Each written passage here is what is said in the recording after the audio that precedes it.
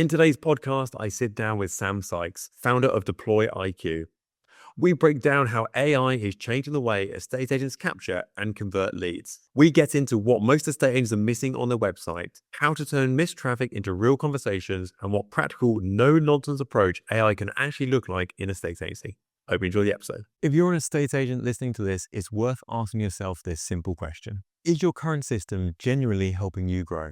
Or is it just helping you manage the workload? Many agencies today are incredibly busy, but still finding the profits, efficiency, and headspace aren't improving at the same rate. Iceberg Digital have taken a different approach. Rather than building another standalone CRM system, they've created what they call a standalone AI operating system for estate agents, bringing prospecting, marketing, CRM, compliance, and even your website into one connected system. The focus is simple: improving revenue per employee and reducing unnecessary manual effort. If you're thinking about future-proofing your estate agency over the next few years, it's definitely worth exploring. You can book a demo at icebergdigital.co.uk. That's icebergdigital.co.uk. Sam, welcome to the podcast. Thanks for having me. Pleasure to be here, Chris. So for those that haven't seen you on social media, what's your background? How have we kind of got into this property, prop techie, AI sort of world? What's your background kind of before you got into this where you are today? Background is basically born into it in many senses, Chris. You know, a lot of people in the space, obviously I was speaking to Simon Gates the other week, and for him, it was grew up dreaming to be an estate agent. And for me, really, it was dad and all his mates had prop techs, had property data companies all over the world. And I was free labor, basically, Chris, as a boy, weekends, evenings, and such like. So that's sort of where my initiation was. And how did that develop? So have you worked in estate agency businesses before? Has it always been in the prop tech side of things? What's kind of been your experience sort of up to this point? Yeah, so started off there, basically building all sorts of things, went into more the finance side of things, right? People coming to me saying, Sam, help me with this. I've just sold a business. I need to buy a house, just because, as we all know, most people don't have the foggiest when it comes to what's involved in moving. And studied finance at uni. All my mates went into banking. I thought, no, thank you. I'll stick to property, to what I know. And from there was sort of advising ultra high net worths on buying homes, buying investments, and then sort of return to the prop tech roots. So I did a bit of research before you came on the podcast today, and it said that you've been building data products since you were 14 years old. Now, when I was 14 years old, I was probably running around on a skateboard trying to kill myself. I probably wasn't doing data products since that age. So is that a true thing? Unfortunately, it is, Chris, right? Like my business partner, he was doing similar, but on building sites. So he was free labor, doing more of the manual the manual physical side of things. But yeah, for me, it was just, here's a laptop, here's a problem, come back to me if you have any difficulties.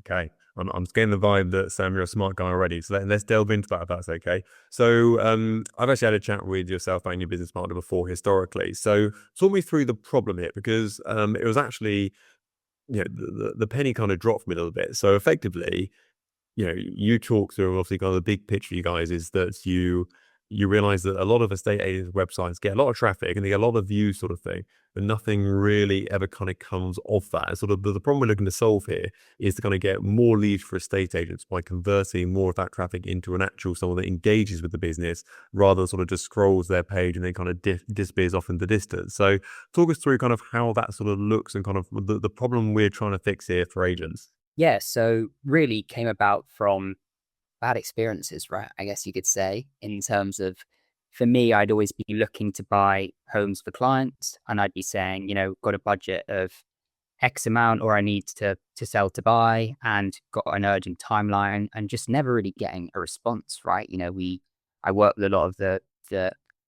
bigger agencies, right? I guess you could say, and they were just not getting back to me. And Tom had a similar experience from looking to let, signing up to 20 places, basically getting cold called, right? Effectively, sort of remind me who you are again. And just didn't have the time for it. Like most people, running around, busy lives, and just wanting a more, someone who's picking up the phone, an agent that's picking up the phone knows me. right? And because that's what's going to win you the business. It's going to win you the business because unlike the other 19 of the 20 agencies who are calling you and don't know who you are and don't really understand your search, I do. So you it just gets you off to a good start, really. I think I'm not going to ruffle too many feathers here when I say that I think, generally speaking, a state agency is historically a bit behind the curve when it comes to tech. There's a lot of things that I can get my phone out of my pocket right now. I can download apps, I can book taxis, I can book flights, I can get a new potential wife. All these things I can do in like a couple of swipes or a couple of clicks, whatever it may be. But there seems to be a big sort of traffic jam in the estate agency world. I've talked to an agent the other day and I was like, we need to digitize your diary. We need to make it so people from the outside world can book in your diary, and so they can book in viewings, they can book in valuations, they can just do it sort of whenever they want. So they can be sit on their sofa and do it. And they looked at me like I just said to them, I need to like sacrifice their like newest born child or something. Like it was like, oh my God, I'm not letting go of my diary. I'm not letting that control. How have you found it with estate agents in the UK trying to get them to a level where the customer experience is kind of the main point we're focusing at? I think, like you say, it's a question of, for me, a lot of my friends are in the tech space. They're founders themselves and they work in different industries. They work in healthcare, they work in finance, and property is definitely behind, right? I was speaking to someone literally yesterday and they were raving about discovering SharePoint, and SharePoint is technology that is 10 to 15 years old. And yes, you can work on a document together. So I think it's just, you have to start by being empathetic, right? A bit like, when my dad comes to me and says, this new thing's been released, how do I use it? You have to be like, okay, he's a busy guy. He doesn't have time. Every time a new thing comes out, I'm all over it. Clear the diary, like, let's figure this thing out and how I can use it. He doesn't have time for that. So you just have to tone it down a bit, sit down, be patient, and just handhold, really. It's not a sort of like, can't believe you don't know about that type of situation. I remember when I won't kind of throw anybody under the bus here. I remember when I was at a large national group of independent franchises, and I remember speaking to one of those franchisors, and this was about 10 years after Facebook came out. And he came in into a meeting and he was like, you're never going to guess what I've just discovered. I've discovered this brand new website called Facebook. And people put their own data on this website. They talk to each other on there, they organize events on there. They put their relationship stays on there. It's like, we need to get on this as soon as possible. And I'm like, where the hell have you been for the last, like, bear in mind, I was like 25 years old at that point. So I was like, yeah, like I know what Facebook is. Like I know it inside out. So it just shows you that, there are sort of the front part of curves, should we say, and also the back part of curves as well. They're not always at the same place. Yeah, I think, and it's sort of, you can't blame them in a sense, right? A lot of these people, like back in the day when I'm looking for properties, I'm dying around all the time. I'm on the tube, I'm driving between different viewings. I don't have time to necessarily like keep up with the keep up with the kids, as it were, because I come home, I'm knackered. You have kids, whatever you've got going on, unless you are constantly sort of plugged in, especially nowadays, the rate at which stuff is changing. It's a week by week, month by month thing. It's really hard to keep on top of it. It's my job to keep on top of it, right? And even sometimes I'm like, crikey, I've got like 5 new systems I need to get my head around. That's really challenging to do. So I think it's just, you can't blame them in many senses, right? So let's look at sort of the problem we're solving here, because we're talking about how to increase the qualification rate, I suppose, from website traffic through to qualified lead in your business. Because lots of people look at websites, people look at websites all day long. And I've always said that the main job of anybody's website is to collect personal information. And it's to collect people's information, its names, addresses, phone numbers, email addresses, all that stuff. So therefore you can communicate with them. But thousands of people leave websites every single day, week, month, minute without leaving even a trace they've ever been there, sort of thing. So talk me through the sort of problem you're solving here and sort of how we can fix that. Yeah. So really it's like you say, most people just don't reach out, right? It's I go on your website, I look at your listings, click some filters, drop down, scroll, nothing there. Okay, next site. And you don't know what they were looking for that you didn't have, right? If you can know that there's lots of people searching in a specific area, then maybe there's some data there that says that's maybe where I should be looking for a branch, or then maybe I should be dropping some leaflets there, or just to give you actually not just the data, but then the sort of actions that can be taken based off that data, right? Not just here's a bunch of data, there you go, deal with it. Sort of here's the data we're seeing, here's what we think are recommended steps, because otherwise you're just blind, right? That is where a huge number of people that interact with your agency are. You can talk to a certain number of people on the phone, a certain number of people face to face, but people we work with often go, I can't believe that there's 10,000 people actually going on the website. I don't hear from any of them, right? So just to start using that as a resource rather than just, okay, yeah, we have a website, we've ticked the box. And do you think people see it as a box ticking exercise? And they're like, website's done. It looks pretty. It's got some pictures of me and the team on, sort of thing. Whereas, the goal here is to get more houses for sale, to get personal information, to find out data and kind of take that data on board and then sort of make action off the back of it. Whereas, if you just got a website that's just a website, it's kind of like, okay, well, people visit it. It's got a few nice pictures of you and the team. We know that Bob's into canoeing at the weekends and you got an office dog sort of thing. Okay, that's cool. Creates a little bit of brand there, I suppose. But really what every agent out there wants is leads, really, isn't it? It's the people to come, your inbox to flash up, or whatever, your phone to ring and say, can you come and value my property? Can you get my house on the market? How much do you charge? Whatever the questions is, but something going that direction. So talk me through how that should look. So talk me through kind of how that looks today. I think we kind of have a good idea that is, it's a website, pretty pictures. So how should that look? What should that actually be the customer experience, you think, when people are visiting websites? What should that actually go down the route of? It should be effectively, I get much more value from your website than I currently get. Like you said, at the moment is kind of like a proof of life almost, right? But I guess I'm a real person. I do have a website. I do have like a nice lab or, or golden retriever or whatever you might have. Whereas it should be, you're trying to take what people are doing in their head when they look at your website. In their head, they're making calculations and doing, going through different conversations in their head back and forth of, oh, no, not quite near enough my kid's school. Oh, no, I'm not happy with it for these reasons. And you just want them to basically put that on paper, right? Or in this sense, basically into the chat, into the conversation, so that you understand that. And I think a big point we find, and you'll know this from using AIs, people are so comfortable speaking to them, right? You're getting information that you wouldn't necessarily get on a phone call or on an email because they're sat at home on their sofa, like next to their wife or kids or whatever, and someone can chime in and say, well, what about this? And you can ask it because you don't feel pressured. It's a comfortable environment. You don't feel like you're being sold to. Just put in whatever you want, And I feel that people trust. I can't remember. I'm going to butcher the stats here, but the trust rate for AI these days, with regards to, oh, do you trust AI in the conversation it gives you? Like, is so high in the grand scheme. It's like it's scarily high. And to give you an idea about this, we had a new team member start the other day, and I said, well, you need to get a new ChatGPT like premium account because you're going to be using it a lot in your job, sort of thing.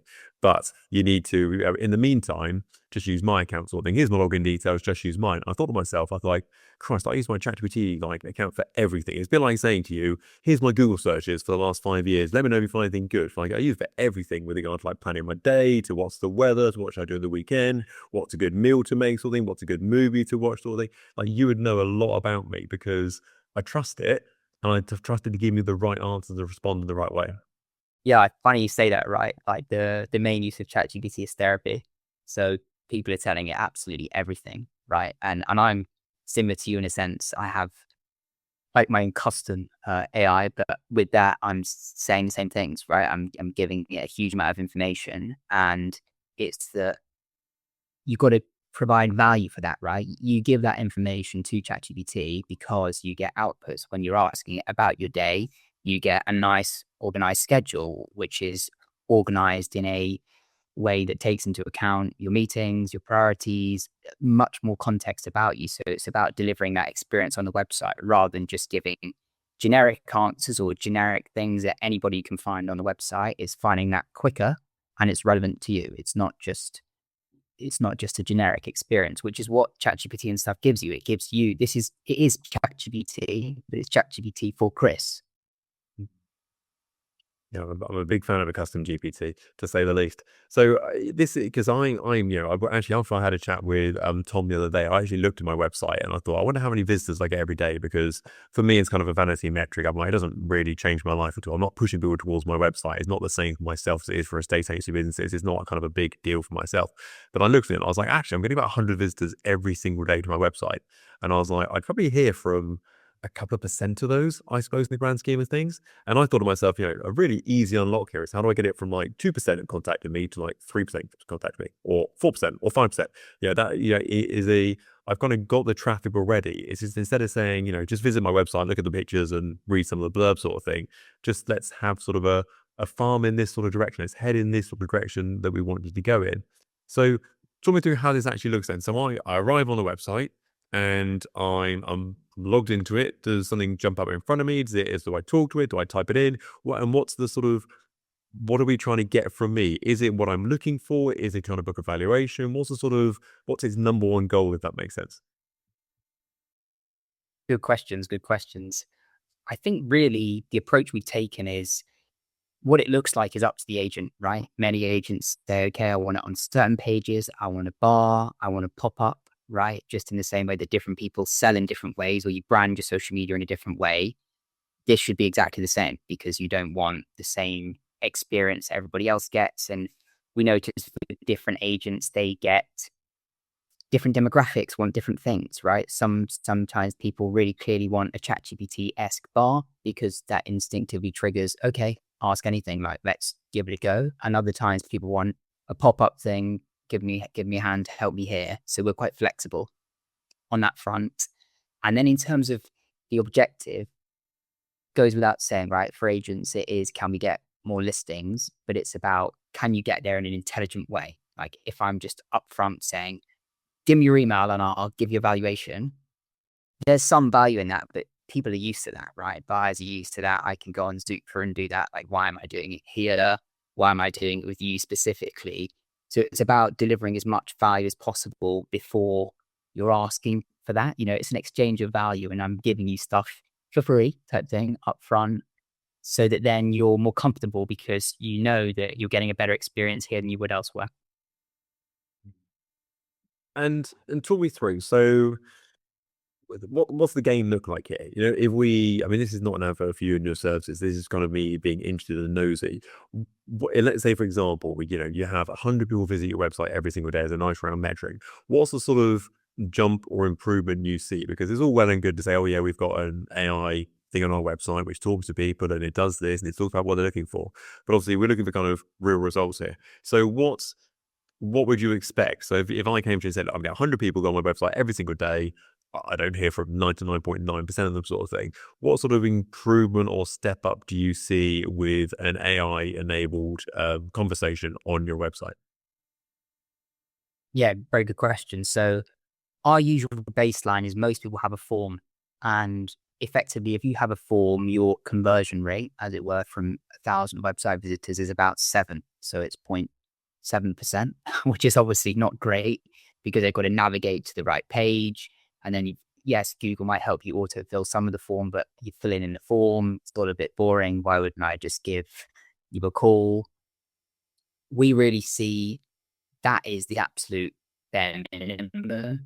Above that, you do have chat type experiences, but they're quite botty, right? It is just ping generic answer, ping generic answer. It's just FAQs, but in a chat botty type way.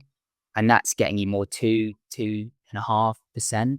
And we're more at the 4-5%, and really having those longer, more in-depth conversations. And I think what we've seen is, since we started, it's going up because you're getting more and more people who are used to using AIs to converse with, right? Like we've seen Claude really recently just take off. Some of us might have been on it for a few years, but it's expanding, right? The number of people who are used to doing that increases every week. So they're expecting it more, and they're more comfortable, and they see the bar, they see the AI on the website, and that's kind of where they're instinctively drawn to, because just as how everything else has moved on, many people like you, Chris, that's where their day is. Their day is within a chat GPT. They're not used to now switching back to old ways of navigating and doing things.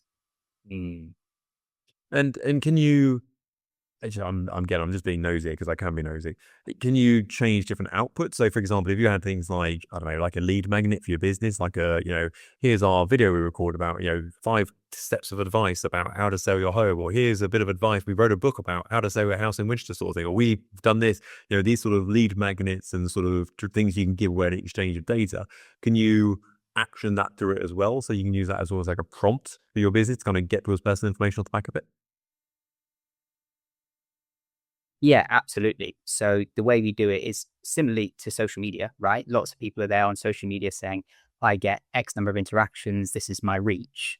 You have to evolve, right? In social media, something might work for a couple of months, it might work for a few months, algorithms change, consumers change. So we're always evolving it and doing more custom pieces, like you say there, because that's what it's about at the end of the day. It's about showing why should I go to you guys ahead of other people. And talk me through, there must be an element of this of like speed to lead, because if there was one job I could give every estate agent, or there's one sort of position I said, if I could drop one member of staff in any business, it would be someone to sit in their office, almost like one hand on the phone, other one on the computer, pressing refresh repeatedly sort of thing. And as soon as like a lead comes through, a valuation request comes through, anything like that, it's just pick up a phone instantly, dial, dial, dial, let's have a conversation with these people. And I appreciate that isn't realistic, unfortunately, because obviously people have to sleep and eat and not be at work 24/7. So talk me through that. There must be a benefit here to having that sort of, I wouldn't say instant gratification, but like, having a conversation with what you see as, let's face it, we don't see it as AI, we see it as like a human who, we say please to and thank you sort of thing. So having a conversation there, does that sort of buy agents time? Because obviously if I'm messaging AI at 11 o'clock at night, like that obviously buys me a bit of a conversational time and screen time of that in that sort of AI model. To then when I pick up the phone next morning at 9 o'clock in the morning, they hopefully remember that conversation the night before and it's not been too far away from me calling the next day. Yeah, absolutely. And I think the demand goes up and up, right? I was speaking to my nan on the weekend, and even with her, right, they used to be so patient. It used to be letters. I expect they'll send me a letter response in a week. Every year, people just demand stuff quicker and quicker and quicker. It used to be sort of reply to things the same day. And now it's like reply to things, within the hour. So the sooner you reply, the better, right? You're picking it up, it's hot. And especially for agency, it's the problem that's as old as time, right, with agency, which is that you're working in the hours when so are your clients. So it's really hard to speak to them. And a lot of them, they want to be speaking to you in the evenings. They want to be speaking to you on the weekends. And if they wait to Monday, just like anything in sales, right? If it's kind of like, I'll give you a call next week, you lose so many leads, right? Even for us as a business, we do the same, right? It's like, okay, like you say, they're interested. Let's just have a chat, right? Let's have a chat and see if something's there. If it's sort of like, I'll give you a call back, we all know that a good chunk of them don't. So you want to capture it when they're there. And I think I'm not gonna make up the figures here, but I know it's a thing. And I looked at a study a while ago, and it was when people feel like they've had some sort of action. Say, for example, you said to me, Chris, do you mind doing this? And I just ignored it. And then 3 days later, I messaged you back saying, oh, yeah, Sam, I've done it, mate. Thumbs up emoji sort of thing. You're like, oh, what's he been doing for the last 3 days? But if I send you a message really quickly saying, Sam, all received, I'm on the case, I'm on it. And then I message you 3 days later, you'll be like, great job. Really well done, Chris. So that sort of early communication, that sort of early messaging with somebody to kind of set the tone going forward to say, look, I'm on it. You've messaged us, we've had a chat backwards and forwards, we know what you're looking for, you've booked a valuation, the team are on it. You then bought yourself some time going forward because you know actually someone's on board and kind of doing it straight away. Whereas if you kind of get nothing and you leave a voicemail for an estate agent on a Saturday afternoon and you don't hear anything back until Monday afternoon, you're like, have they got it? Have they not got it? Like, is something happening? Is someone going to call me back? Like, what's going on there? So it must be, there's a big piece around that early sort of confirmation, just saying, look, thumbs up emoji, I'm on it. You've had a chat with the sort of AI software we've got, and this is the conversation we can have. And then you've got to go from there and you kind of buys you a bit of slack there. Yeah. And I think a big point of it, like you say, is that the longer you wait, the higher the bar, right? If you respond to me in 5 minutes, it's okay for you to give me a thumbs off emoji and say, yeah, I'm on it. But if you take a week, like I expect an essay, where, where have you been for the week, right? What have you been doing? And you often end up in this no man's land of like, should I follow them up? Maybe should I check? Does the agent know I'm here? I'm waiting. So yeah, it's just that instant response, right? Like you say, if you give me the thumbs up, even if you're not necessarily giving me the answer now, even if it is okay, someone will call you. That's still that kind of gives me a bit of reassurance. I know that there's things going on. It's not just off into the abyss. We'll see if something comes back. It's like is the psychology of, you remember, like, I'm showing my age here slightly. I don't know if even still have it. I've got a Mac these days, so I don't know if I actually still have this. But like the egg timer on Windows PCs when it was thinking, and like the progress bar, and like when you're transferring a large file from one side to another, and it like does a huge progress bar. The amount of time that people will wait when they see it moving, or like the egg timer going up and down sort of thing, is like 20 times the amount of time they'd wait if they got nothing whatsoever. So I guess it's the same psychology of that. As long as you see that something is happening and kind of like someone's aware of it, something's actually doing it, you're willing to wait. If you get tumbleweed and you get crickets, you're just like, well, nothing's happening, so I'm off. See you later.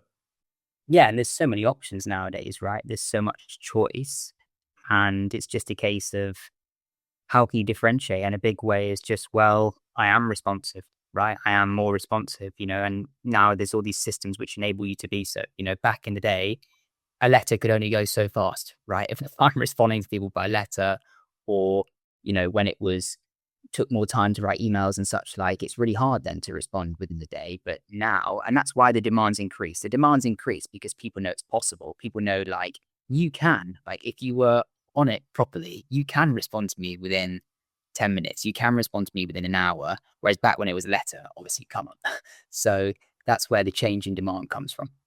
I was dealing with a contractor the other day for our business, and within 3 minutes we had a done deal. So we literally WhatsApp backwards and forwards. Yeah, this, that, no, thank you very much. And I said, you got an agreement? He went, oh, literally, I'm not going up for you right now because it's something we don't normally do. Literally, I could tell it was ChatGPT. He went, make an agreement for Chris where this is what it's going to be. Da, da, da. He copy and paste that into WhatsApp. When you're happy with that, I went, thumbs up emoji. Yeah, all agreed. No problem at all. Let's go for it.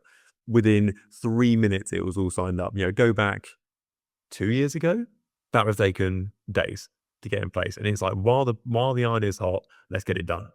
Yeah, because people have limited, like, mental capacity. It's not just time. People have, like, okay, a bit like when you're switching tasks, right? When you're multitasking between each thing, if you reset, then it takes you 20 minutes to get back engaged in the conversation.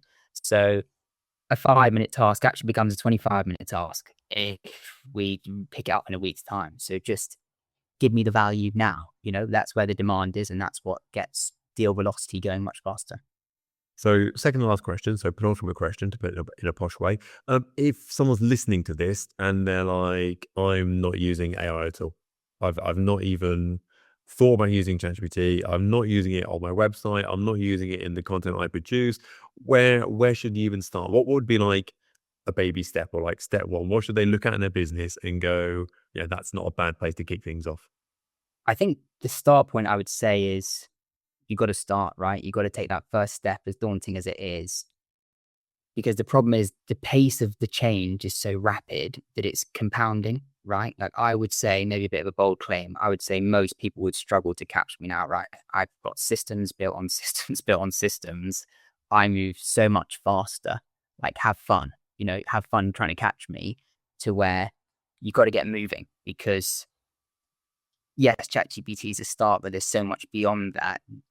You just got to start, right? You got to start, try and do simple things. It doesn't even necessarily need to be a business application, right? If you're confused on how would I start applying it, it can be like you're doing there, Chris, which is just, let's just plan a day. Let's just plan a trip, just whatever you're comfortable starting with, just to see how it works, to see the type of outputs it gives, is just to play around with it, right? Especially if you're starting in something like a chat GPT, where pretty much you can ask it anything, right? Look at it for your news, maybe. Whatever gets you interested in it, because you're going to have to spend a good bit of time really getting to grips with it. Whatever gets your juices flowing, right? Whatever gets you up. Yeah, I remember I've been using ChatGPT and AI for the last couple of years or so. And I remember my partner used to say to me, oh, you're on ChatGPT again. Oh, you're using that again. Oh, I'm such a loser using ChatGPT. Now, like, she was on the for every time I see her at work. She's like, yeah, you use ChatGPT. I'm like, oh, yeah, I bet you are. Like, I'm like, you've seen the light. So it's a slippery slope on that side. So my final question, if anybody likes the sound of what you talked about today, what's the best way of getting hold of yourself, Sam?